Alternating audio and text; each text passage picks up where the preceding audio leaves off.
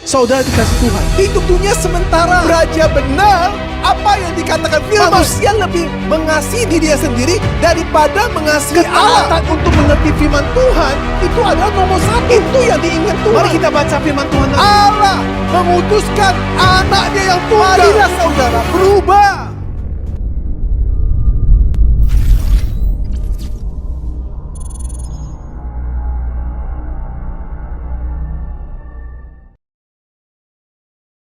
Shalom, selamat pagi semua jemaat-jemaat Gereja Reform Karismatik Indonesia. Apa kabarnya?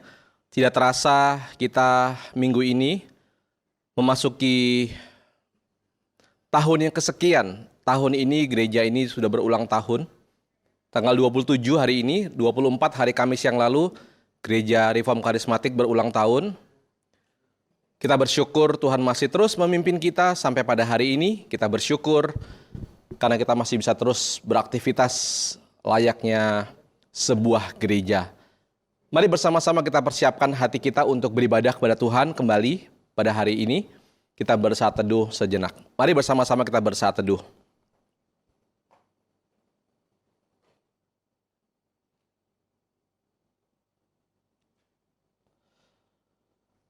Amin. Firman Tuhan dari Mazmur pasal yang ke-107 ayat 1, 2, 3 dan ayat 15. Mari bersama-sama kita baca. Bersyukurlah kepada Tuhan sebab Ia baik, bahwasanya untuk selama-lamanya kasih setianya. Biarlah itu dikatakan orang-orang yang ditebus Tuhan, yang ditebusnya dari kuasa yang menyesakkan, yang dikumpulkannya dari negeri-negeri, dari timur, dari barat, dari utara dan dari selatan. Ayat 15 bersama-sama kita baca sekali lagi. Biarlah mereka bersyukur kepada Tuhan karena kasih setianya, karena perbuatan-perbuatannya yang ajaib terhadap anak-anak manusia. Mari bersama-sama kita berdoa. Tuhan, terima kasih, kami sangat bersyukur kepadamu. Jikalau sampai pada detik ini Tuhan, kami masih berdiri di tempat kami untuk menjalankan hari-hari kami sebagai manusia yang Tuhan tempatkan di dalam dunia ini. Terima kasih Tuhan, kendati pun ada begitu banyak kesesakan di sekitar kami yang menghimpit kami, tetapi kami sungguh bersyukur karena Engkau sudah melepaskan kami dari kesesakan terbesar yang menghimpit kami. Engkau sudah menyelamatkan kami, Engkau sudah membebaskan kami dari maut, sehingga pada akhirnya Tuhan kami patut bersyukur dan tetap bersyukur kepada Tuhan apapun keadaan yang kami hadapi. Terima kasih Tuhan, pagi ini kami ingin kembali lagi beribadah kepada Tuhan. Bersama-sama kami ingin menyatukan hati kami untuk mengangkat pujian kami bagi Tuhan. Kami juga akan bersama-sama kembali membiarkan hati kami untuk diisi oleh firman Tuhan. Berkatilah semua kami, jemaat-jemaat-Mu. Berkatilah hamba-hamba Tuhan yang melayani. Berkatilah gembala kami akan menyampaikan firman Tuhan. Tuhan pimpin setiap kami. Sehingga pada hari ini Tuhan kembali lagi kami bersama-sama memuliakan Tuhan. Di dalam Yesus Tuhan kami serahkan ibadah kami pada pagi hari ini. Amin.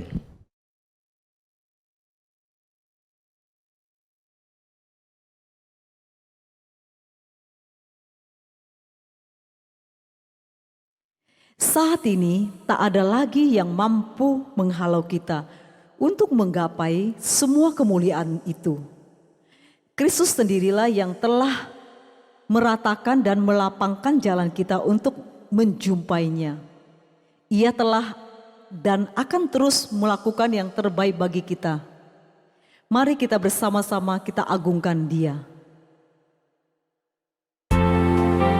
Yesus, padamu ku berserah.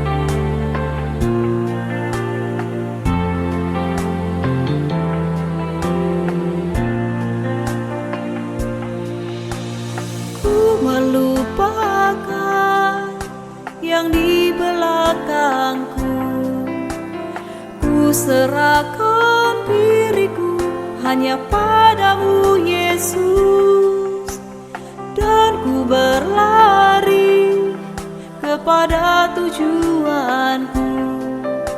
Kau beriku hari yang baru, yang lama telah berlalu.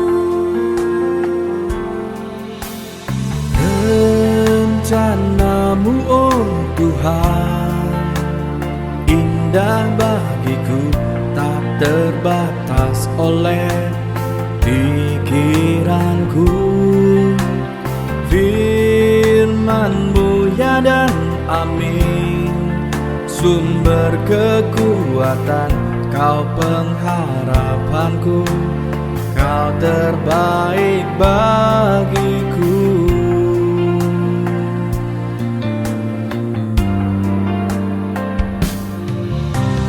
Ku melupakan yang di belakangku, ku serahkan diriku hanya padamu Yesus, dan ku berlari kepada tujuanku. Kau beriku hari yang baru, yang lama telah berlalu.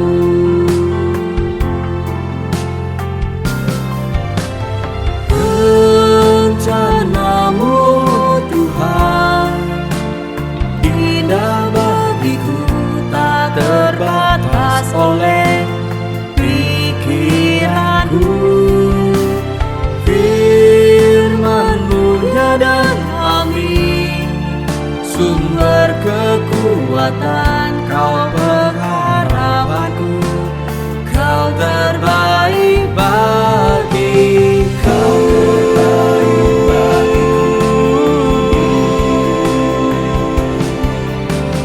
Kau terbaik bagiku.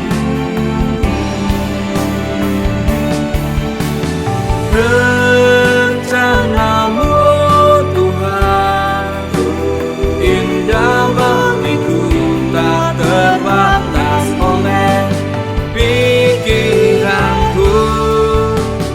Firman-Mu ya dan amin, sumber kekuatan, Kau pengharapanku, Kau terbaik bagiku.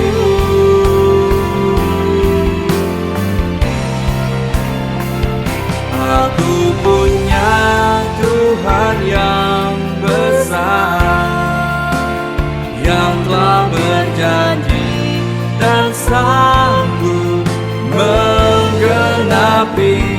Imanku bersepakat, percaya kuasa-Nya.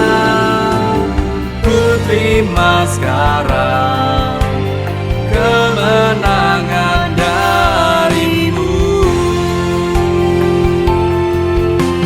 Oh, aku punya Tuhan yang besar, yang telah berjanji dan sanggup menggenapi. Imanku bersepakat, percaya kuasa-Nya. Ku terima sekarang kemenangan dari-Mu. Ku terima sekarang kemenangan dari-Mu. Ku terima sekarang kemenangan dari-Mu.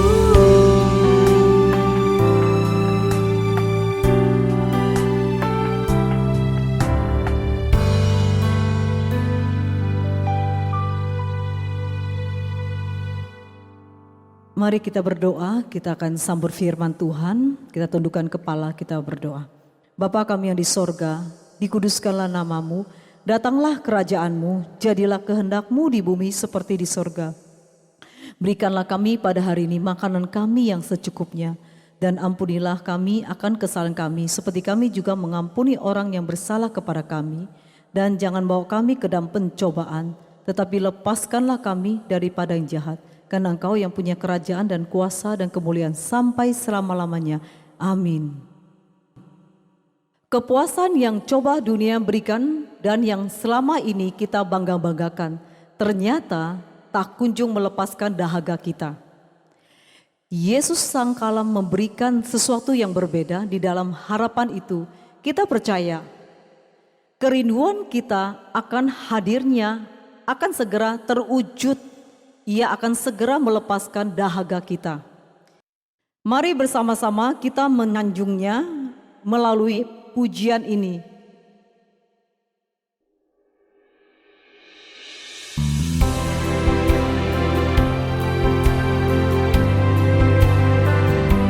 Jiwaku merindukanmu.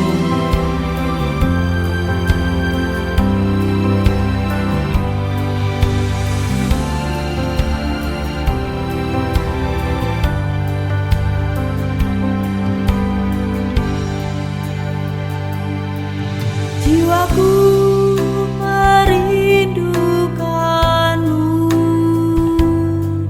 ya Allah yang hidup. Jiwaku haus kepadamu, ya Allah yang hidup. Ku bersyukur kepadamu, sumber pengharapanku, penolongku, ya Allahku, tiada yang sepertimu.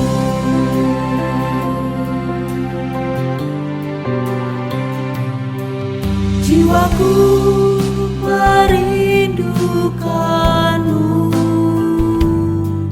ya Allah yang hidup.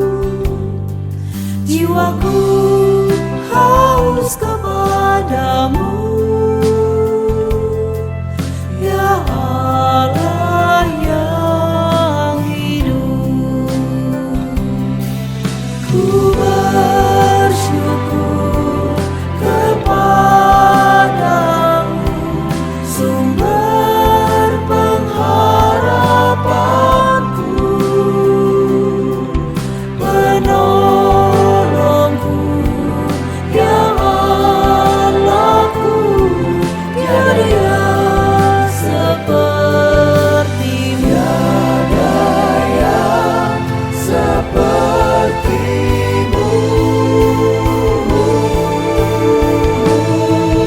Ku bersyukur kepadamu, sumber pengharapanku,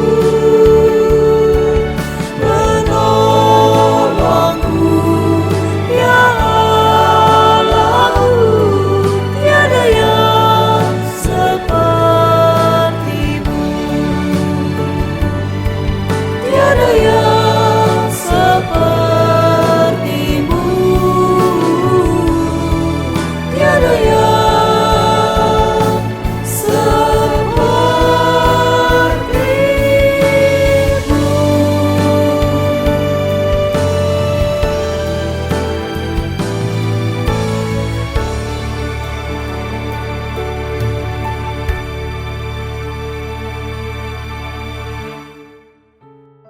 Salam, selamat pagi jemaat yang ada di rumah.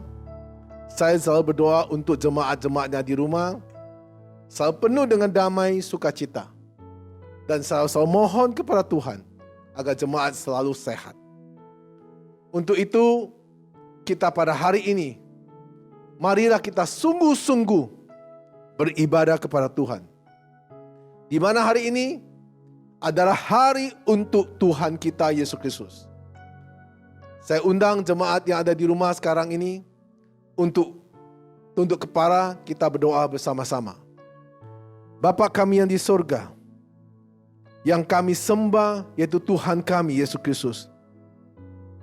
Kiranya Tuhan, melalui pandemik yang begitu panjang ini, kami mohon pertolongan Tuhan kami Yesus Kristus kepada semua kami yang ada di rumah. Kira Tuhan yang melindungi kami, kira Tuhan yang selalu memimpin kami, dan Tuhan selalu buka jalan pada kami untuk aktivitas kami, pekerjaan kami. Dan kami butuh biaya hidup. Tuhan juga mencukupkan kepada kami. Sertai kami semua. Dan pada hari ini, hari Minggu, Kami mau sungguh-sungguh beribadah kepada Tuhan. Dan kami buka hati kami, pikiran kami tertuju kepada Bapa. Kasih sayang Bapa berlimpah. Kira Tuhan, Engkau urapin hamba-Mu untuk menyampaikan setiap kebenaran firman-Mu sesuai dengan kehendak-Mu. Berfirmanlah kepada kami. Kami siap untuk mendengarnya. Kami berdoa di dalam nama Tuhan Yesus Kristus. Amin, jemaat dikasihi Tuhan. Sebelum saya menyampaikan firman Tuhan, saya buka masker saya lebih dahulu. Sekali lagi saya ucapkan salam kepada semua jemaat di rumah. Hari Kamis kemarin, tanggal 24 bulan 9 tahun 2020, Gereja Reform Karismatik ulang tahun yang ke-11. Kami bersyukur oleh kasih Tuhan. Tuhan pimpin 11 tahun Gereja Reform Karismatik berjalan seperti apa yang Tuhan hendaki. Untuk mempertahankan integritas, untuk mempertahankan Injil, untuk mempertahankan visi misi Tuhan, yaitu memenangkan jiwa, melakukan amanat agung yang begitu tinggi yang Tuhan perintahkan kepada semua umat-umat Tuhan untuk melakukan setiap kehendak Tuhan. Kami bersyukur 11 tahun Gereja Reform Karismatik sudah ada berdiri di Republik Indonesia ini. Hari ini saya akan sampaikan firman Tuhan yang baru, yaitu dengan tema kita adalah karakter Tuhan Yesus Kristus. Hari ini dengan seri pertama. Minggu depan kita akan sambung seri kedua.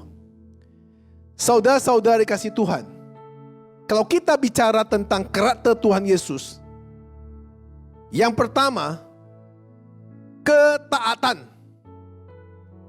Kedua, karakter Tuhan Yesus mengampuni. Ketiga, karakter Tuhan Yesus kasih. Saudara-saudari kasih Tuhan, karakter yang sangat sederhana, melakukan apa yang benar karena hal itu benar. Saya memberikan contoh karakter yang benar. Karakter benar adalah berintegritas. Kedua, mempunyai dampak atau pengaruh yang besar. Saudara-saudari kasih Tuhan, sebelum saya bicara ketiga, namanya integritas adalah Tuhan Yesus Kristus yang penuh dengan ketaatan, yang penuh dengan pengampunan, yang penuh dengan kasih. Sehingga dengan berintegritas yang begitu luar biasa, maka mempunyai dampak dan pengaruh yang sangat besar. Sehingga banyak sekali orang melihat integritas Yesus, semua orang mengikuti dia. Bagaimana dengan saudara? Saudara membaca firman Tuhan. Jika saudara membaca firman Tuhan dari kitab Matius, Markus, Lukas, Yohanes, terutama tentang Yohanes yang ditulis oleh surat-surat Yohanes, tentu akan bicara tentang Kristus yang secara integritas yang sangat luar biasa. Dan ketiga, Yesus mengajar kepada murid-muridnya menjadi saksi-saksi Kristus yang efektif. Saudara kasih Tuhan, selama Yesus hidup, sebelum dia disalibkan, dia mengajar murid-muridnya agar murid-muridnya bisa melakukan setiap apa yang dia perintahkan, melakukan apa yang diajarkannya. Begitu juga saudara-saudara pada hari ini. Jika saudara-saudara percaya Tuhan Yesus adalah Tuhan kita, saudara-saudara harus juga mempunyai karakter yang menyerupai Kristus. Pepatah Tiongkok kuno mengatakan, menabur pikiran, menuai tindakan. Menabur tindakan, menuai kebiasaan. Menabur kebiasaan menuai karakter. Menabur karakter menuai takdir dan nasib. Jadi, kebiasaan kita akan membentuk karakter kita.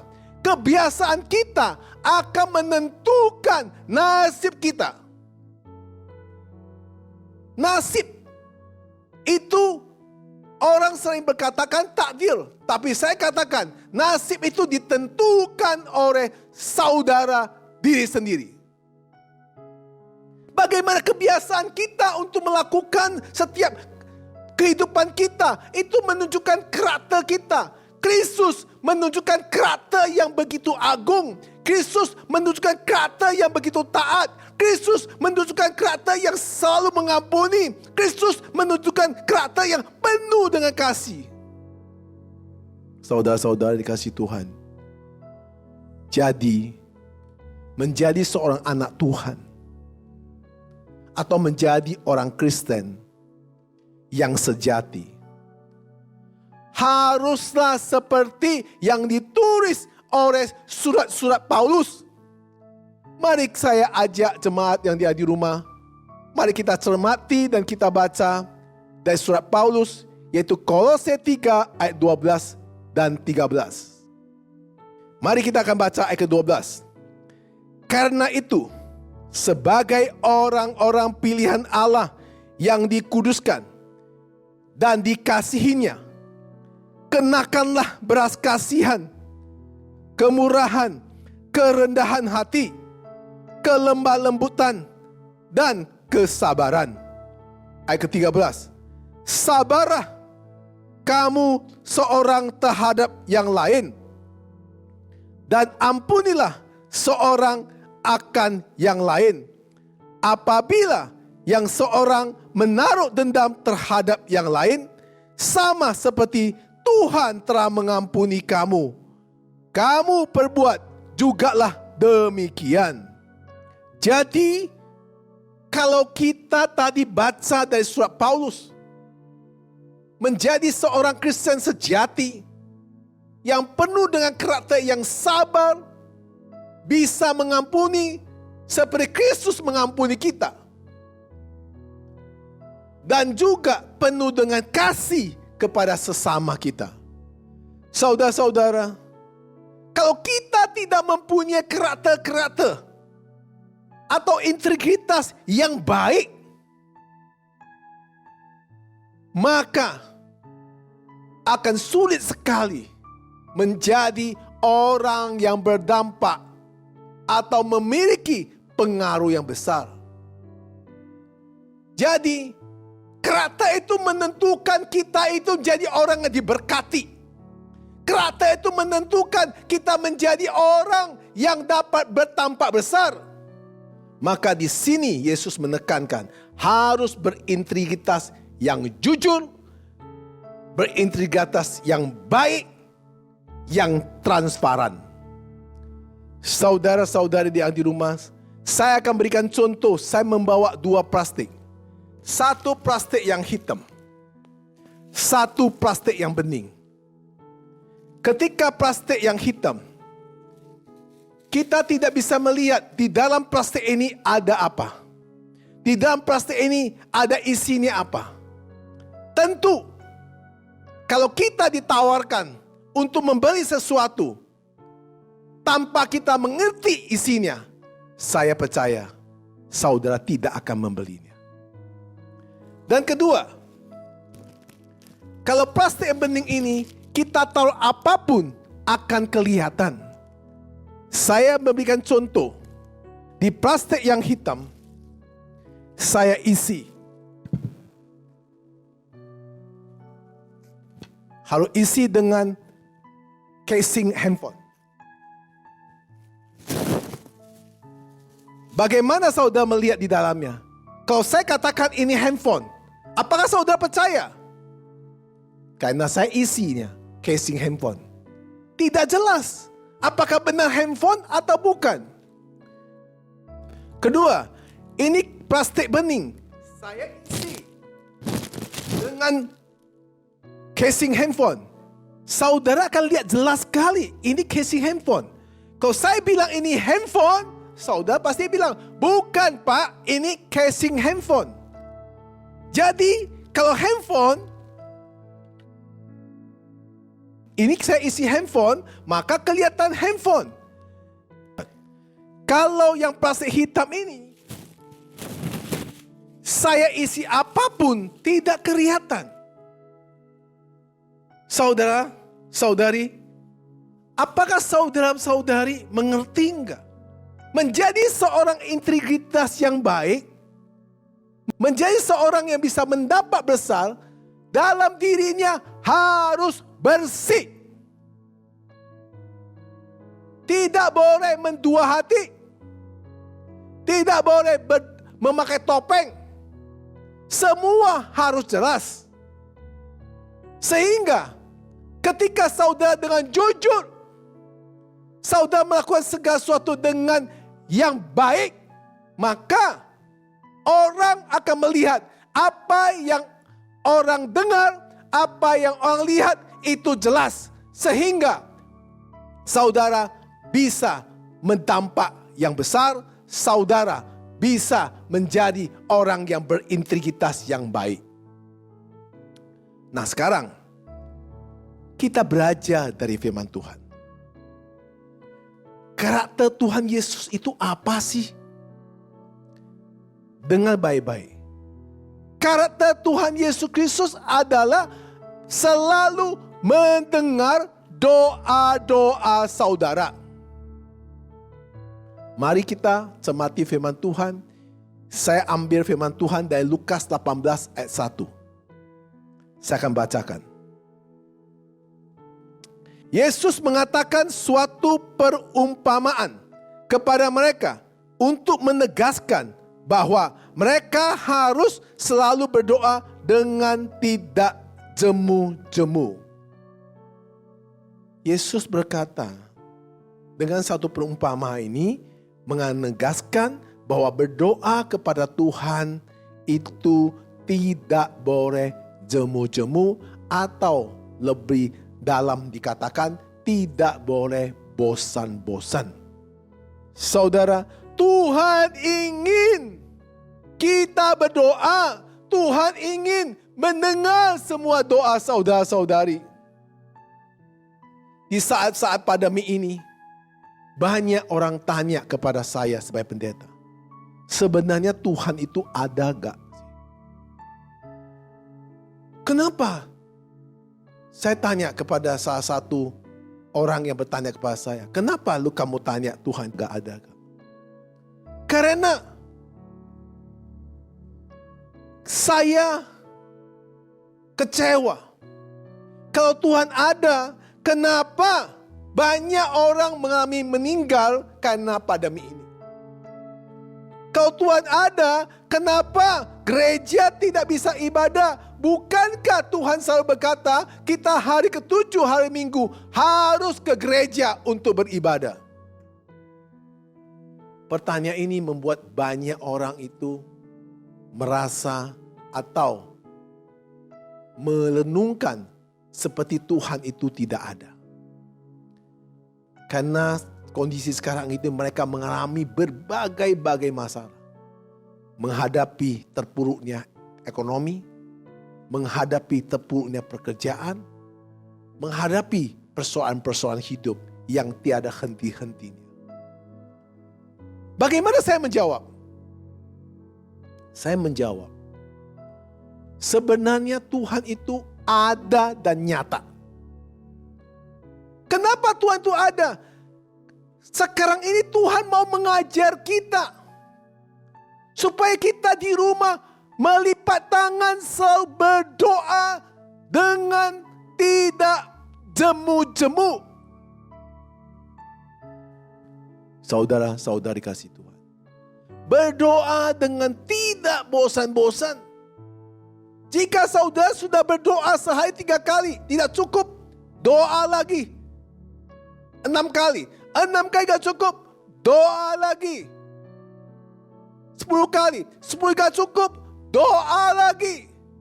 Dan seterusnya. Tiada henti-henti doa. Karena Tuhan ingin saudara di rumah berdoa, Tuhan ingin bahwa pribadi saudara yang berdoa kepada Dia. Selama saudara beribadah waktu di gereja, saudara selalu mengandalkan pendeta yang berdoa untuk saudara. Saudara mengandalkan gereja berdoa untuk saudara. Dengan adanya pandemi ini, Tuhan ingin saudara pribadi berdoa dengan tiada henti-hentinya kepada Dia. Dia penuh dengan pengampunan, Dia penuh dengan kasih. Jika saudara berdoa, masalah-masalah saudara, pekerjaan saudara, keuangan saudara masih belum terjawab, jangan berhenti berdoa. Berdoa terus. Tuhan akan memberikan jawaban kepada pribadi saudara. Saudara-saudari kasih Tuhan. Dan Lukas 18 ayat 1 ini, ayat ini berbicara tentang perumpamaan. Seorang hakim yang tidak benar. Janda itu terus-menerus mendesak kepada hakim itu untuk membela keadilannya. Mari saya ajak jemaat ada di rumah, kita baca bersama-sama Lukas 18 ayat 1 sampai ke 7. Saya akan baca ayat pertama. Yesus mengatakan suatu perumpamaan kepada mereka untuk menegaskan bahwa mereka harus selalu berdoa dengan tidak jemu-jemu. Ayat kedua, katanya dalam sebuah kota ada seorang hakim yang tidak takut akan Allah dan tidak menghormati seorang pun. Ayat ketiga, dan di kota itu ada seorang janda yang selalu datang kepada hakim itu dan berkata, belalah hakku terhadap lawanku. Ayat keempat, beberapa waktu lamanya hakim itu menolak, tetapi kemudian ia berkata dalam hatinya, walaupun aku tidak takut akan Allah dan tidak menghormati seorang pun. Ayat kelima, namun karena janda ini menyusahkan aku, baiklah aku membenarkan dia, supaya jangan terus saja ia datang dan akhirnya menyerang aku. Ayat keenam, kata Tuhan, camkanlah apa yang dikatakan hakim yang lalim itu. Ayat ketujuh, tidakkah Allah akan membenarkan orang-orang pilihannya yang siang malam berseru kepadanya, dan adakah ia mengulur-ulur waktu sebelum menolong mereka? Amin. Saudara-saudara dikasih Tuhan, saudara di rumah garis bawahi dari ayat 1 dengan doa tidak jemu-jemu. Kedua, saudara garis bawahi ayat ke-6 kata Tuhan, yaitu kata Tuhan Yesus, katakan apa? Camkanlah apa yang dikatakan hakim yang lalim itu. Hakim yang lalim itu tidak takut akan Allah. Tetapi perempuan janda ini tiada henti-henti mendesak dia. Sehingga hakim yang lalim ini tidak ada pilihan. Karena didesak terus, maka hakim lalim itu membela janda itu. Maka firman Tuhan ayat 7 berkata, tidakkah Allah akan membenarkan orang-orang pilihannya yang siang malam berseru kepadanya? Nah saudara-saudara, Yesus berkata, dan adakah ia mengulur-ulur waktu sebelum menolong mereka? Tuhan Yesus katakan, adakah Tuhan ulur-ulur waktu menolong saudara-saudari? Yang setiap hari, setiap pagi, setiap siang, setiap malam, tiada henti mohon pertolongan Tuhan, menangis di bawah kaki Tuhan, dan minta terus pertolongan Dia. Yesus berkata, adakah ia mengulur waktu sebelum menolong mereka? Tuhan tidak pernah mengulur-ulur waktu menolong saudara-saudari. Asal saudara mau sungguh-sungguh berdoa. Berdoa itu tidak boleh berintegritas yang palsu. Berdoa itu harus seperti plastik yang bening ini. Apapun dalam isi saudara harus jujur di hadapan Tuhan. Karena plastik ini bening, Tuhan melihat semua kejujuran saudara. Jangan dengan plastik yang hitam ini. Saudara berdoa, tapi hati saudara tidak mengatakan sejujur-jujurnya. Saudara, jika saudara berdoa dengan berintegritas yang benar dan jujur, Alkitab mengatakan, adakah ia mengulur-ulur waktu sebelum menolong mereka? Jika saudara dengan seperti plastik bening itu jujur, saya sangat percaya firman Tuhan mengatakan janda itu bisa ditolong oleh hakim lalim ini yang tidak takut akan Allah.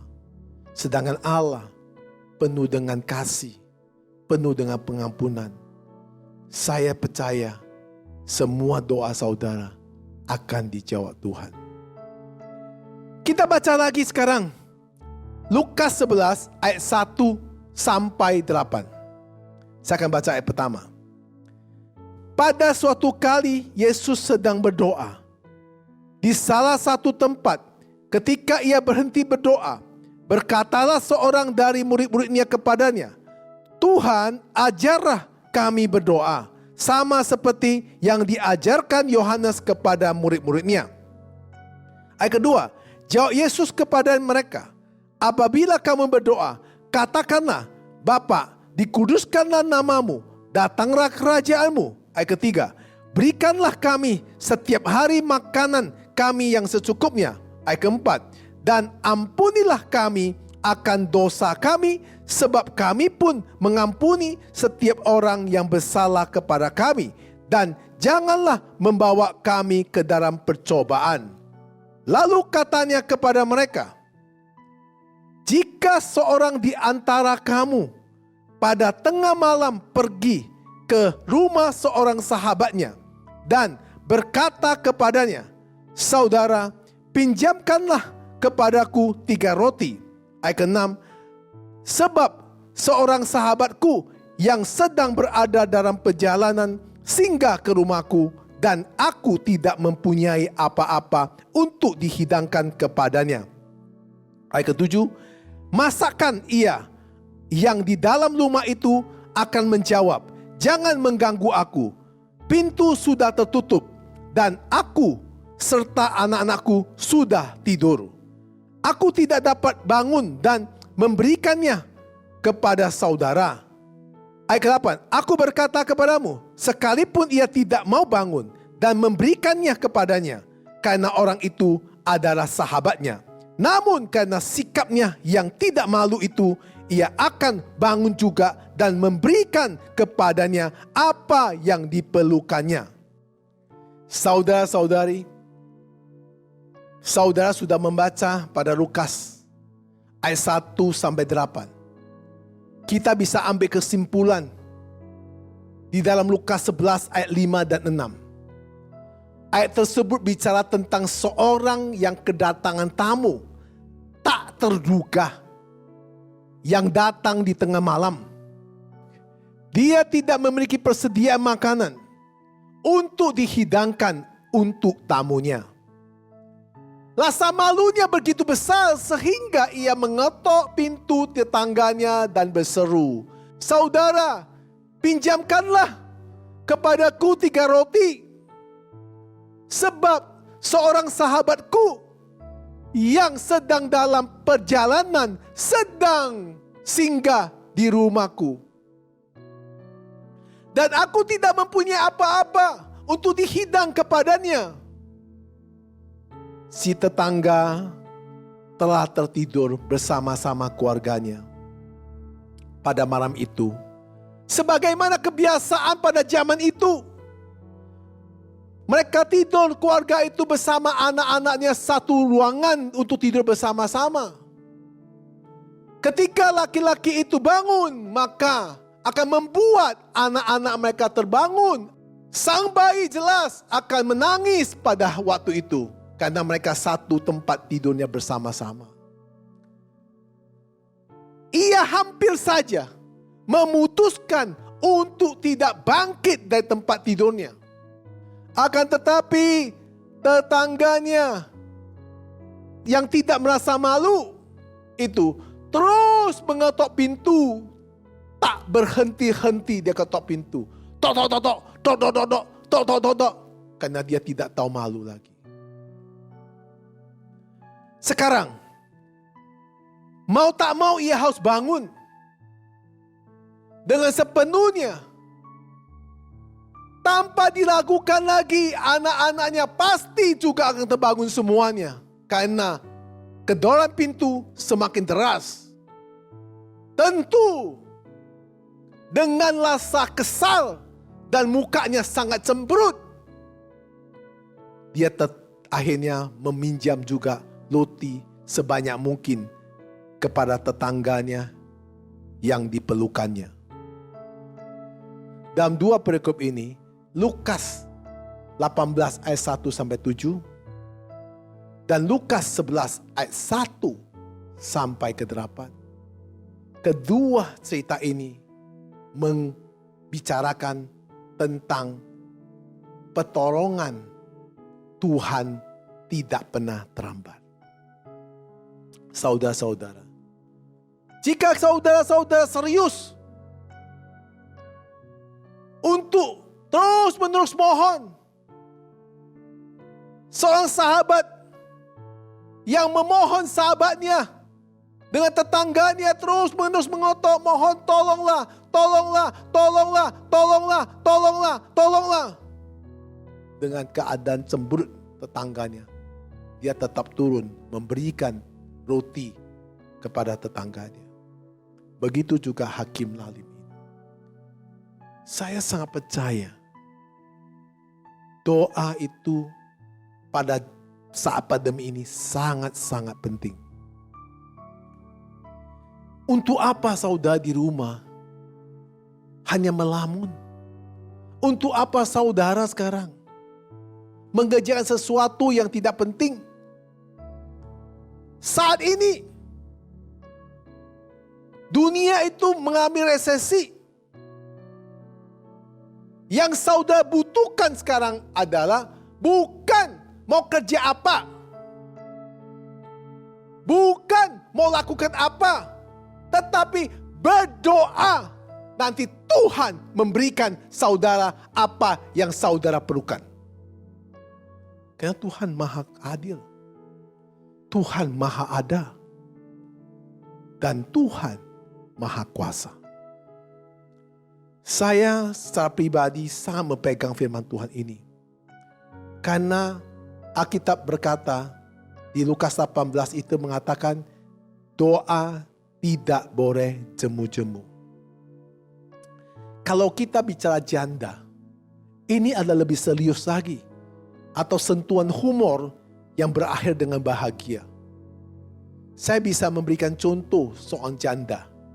Apakah saudara pernah gak melihat janda? Kata janda di sini, janda yang tidak punya penghasilan, suaminya meninggal. Bagaimana waktu zaman Yesus, Maria itu janda.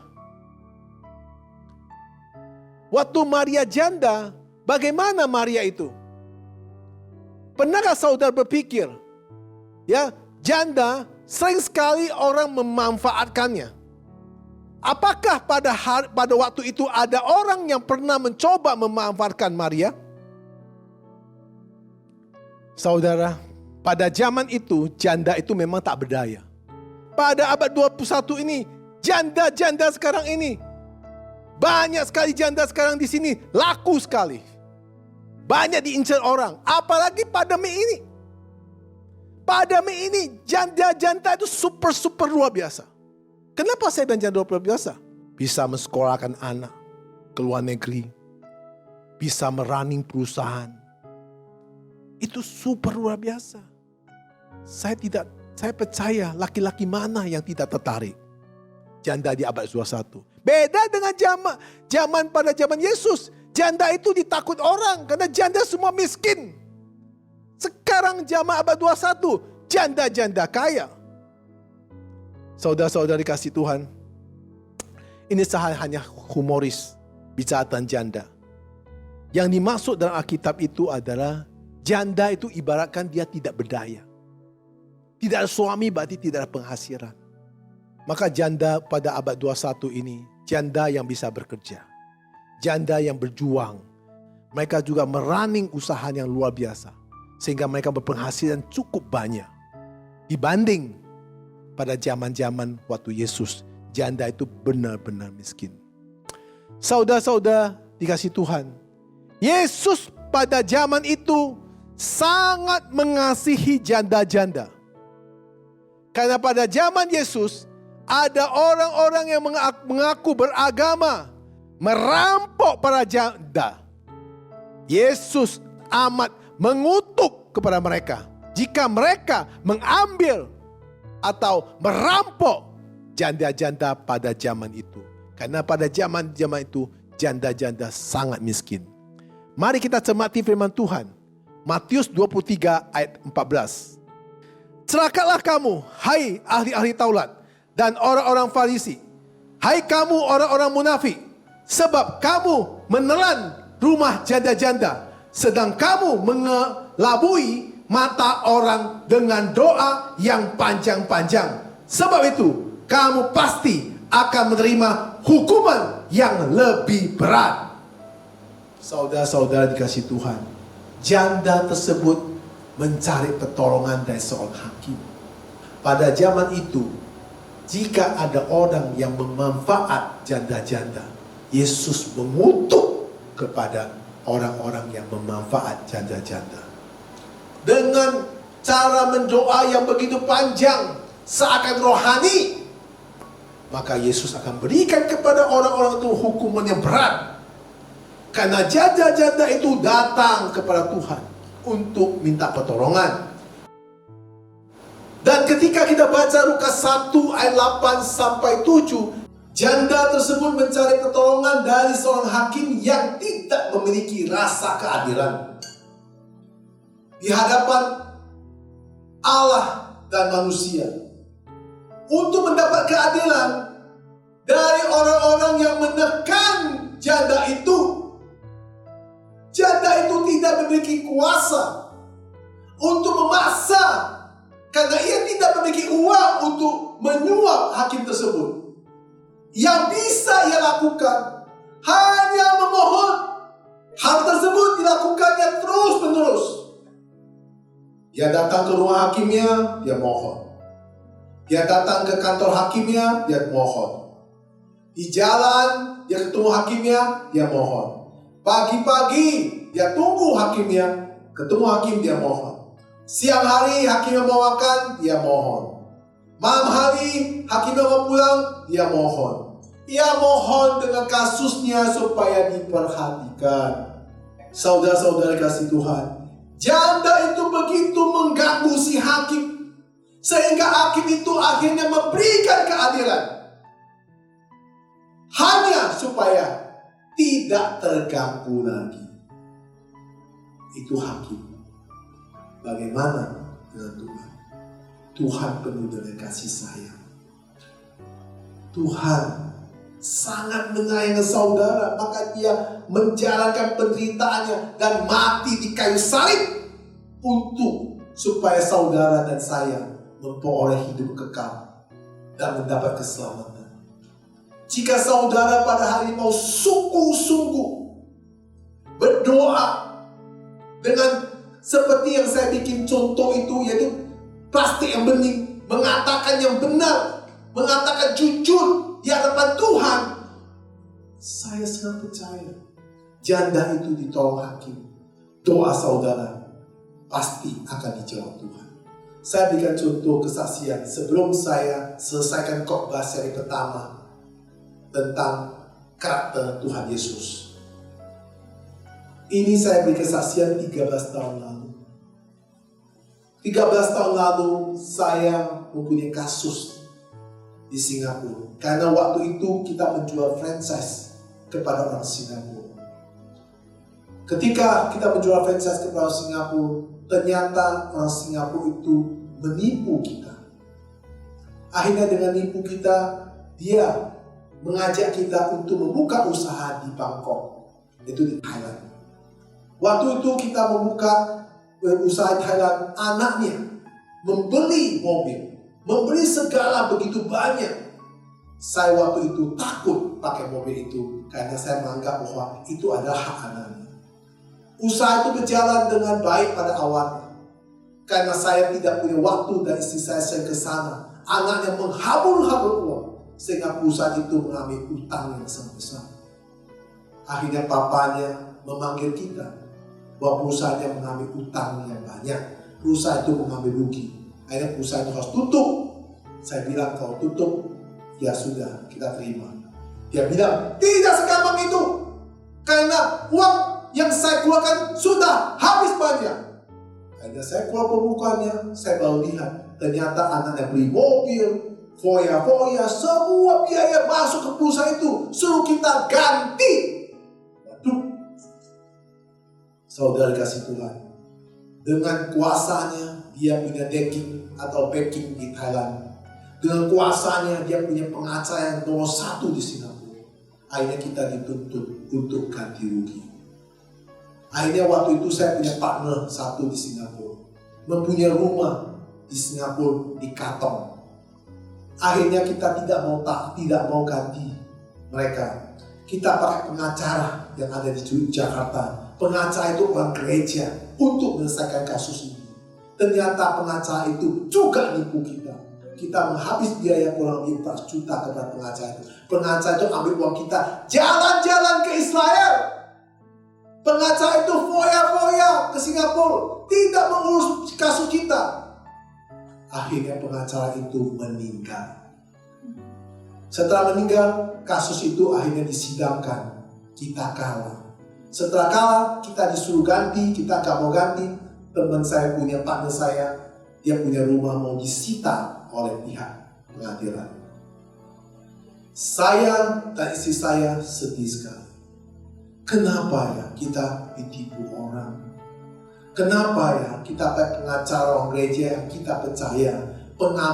Waktu itu saya masih belum jadi pendeta. Jadi satu gembala yang memperkenalkan pengacara gereja yang bisa percaya. Itu pun nipu kita. Apa yang harus kita lakukan? Saya sama istri saya bilang, kita tidak tahu harus lakukan apa. Tetapi istri saya punya konsep berdoa. Waktu itu saya masih belum bisa sebagai anak Tuhan yang suka doa. Istri saya bilang berdoa. Akhirnya istri saya selalu ajak saya berdoa. Pagi, siang, malam kita berseru kepada Tuhan, minta pertolongan Tuhan. Karena tidak ada orang bisa tolong kita lagi. Kita tidak punya kenalan orang-orang yang hebat di Singapura. Kita tidak punya kenalan pengacara di Singapura. Dan waktu itu kita juga tidak punya uang lagi. Bagaimana caranya untuk menyelesaikan masalah ini? Kita berdoa. Pagi, siang, malam. Berdoa. Dengan menceritakan kepada semua kepada Tuhan kami Yesus Kristus. Dengan hati yang sangat sedih. Dengan hati yang luka. Dengan hati yang tertekan. Dengan hati yang tidak berdaya. Kita menangis di bawah kaki Tuhan. Menangis. Suatu hari Tuhan memberikan mimpi pada saya. Sekarang pergi ke Singapura. Cari satu pengacara yang suaranya seperti harimau. Akhirnya saya ajak saya bilang Tuhan kasih saya mimpi. Kita harus ke Singapura cari seorang pengacara yang suara seperti harimau. Akhirnya kita berdua terbang ke Singapura untuk cari. Di mana ya pengacara yang suara harimau? Kita tidak tahu. Kita gak berani pergi ke pengacara-pengacara yang Singapura yang top. Itu harganya itu mengerikan. Akhirnya saya jalan-jalan cari satu pengacara yang murah. Pengacara Tuhan murah kita ketemu kita dengan ogah-ogah, dia ketemu kita. Dia katakan kepada saya, kalau menurut dengan cerita kamu, kasus ini sudah selesai, tidak bisa lagi. Tuh, Pak, saya bermimpi, Pak, untuk ketemu Bapak, karena Bapak punya suara kayak harimau. Bisa nggak ini kasus dibenarkan? Kalau menurut saya sih tidak bisa. Tapi apa? Tapi kalau misalnya kamu mau rekam semua pembicaraan kamu, kejadian kamu rekam, nanti gua kirim ke hakim. Kalau hakim itu mau dengar, berarti ada harapan. Kasus ini bisa dibuka lagi. Hanya satu cara itu. Ya sudah, nggak ada pilihan lain. Akhirnya gue rekam cerita semua di kaset itu. Saya kirim ke pengacara itu saya suruh kirim ke hakim. Berapa biaya? Gak usah bayar ongkos pos aja, pakai pos aja kirim. Udah, pos $10. Kita kirim. Ya kita pulang dengan lemas dan loyo. Dan tidak bisa berdaya. Tapi saya percaya kalau Tuhan sudah kasih saya mimpi, biasanya itu pasti akan terjadi. Apa yang terjadi? Bulan ke bulan, teman saya di Singapura juga lemas dan tidak berdaya. Rumah di Singapura mau disita. Orang yang tuntut kita selalu tiap hari ketawa. Sedang banget. Udah tekan kita. Udah nipu kita, ketawa. Dan dia punya pengacara top di Singapura. Kita tidak berdaya. Tetapi karena kita menangis, Tuhan mendengar. Tuhan menggerakkan hakim itu untuk mendengar kaset saya.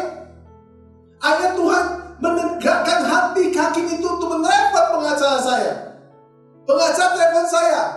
Hakim itu mendengar semua kaset Bapak. Bapak bisa terbang ke Singapura sekarang ya, karena hakim itu mau buka hati kasusnya itu. Karena saya ditipu pengacara gereja, dan pengacara mati lagi. Akhirnya hakim buka kasus kembali. Setelah bakal kasus kembali, akhirnya dipersidangkan, diketok palu, kita menang. Dan pengacara tanya saya, kita boleh tuntut dia balik. Berapa yang mau tuntut bisa tuntut? Saya bilang tidak. Sudah. Kalau Tuhan sudah menolong kita, kita harus bersyukur. Jangan tuntut orang. Lupakan semua itu. Coba saudara. Saat-saat tidak ada jalan lagi. Saat-saat sudah kalah semua itu. Saat-saat sudah tidak ada harapan lagi. Tapi kalau kita melengah-lengah di hadapan Tuhan, kita terus berdoa Tuhan bisa berperan untuk kita. Gak ada mustahil Bapak Ibu dikasih Tuhan. Percayalah. Hakim Lalim ini setiap saya baca firman itu, saya ingat kasus saya di Singapura. Saya hari ini percaya, apa-apa masalah saudara hari ini, masalah sakit, masalah utang piutang, masalah kebutuhan rumah, apa masalah saudara? Saudara harus doa dengan hati yang jujur. Dan jangan bosan-bosan doa. Ingat itu. Doa itu tidak boleh bosan. Doa itu seperti kita berlipat tangan dan mohon pada Tuhan yang tidak nampak. Ingat, Tuhan nampak. Tuhan nampak ketika engkau terima Yesus Kristus sebagai juru selamat. Hari itu saudara-saudari sudah jadi anak Tuhan.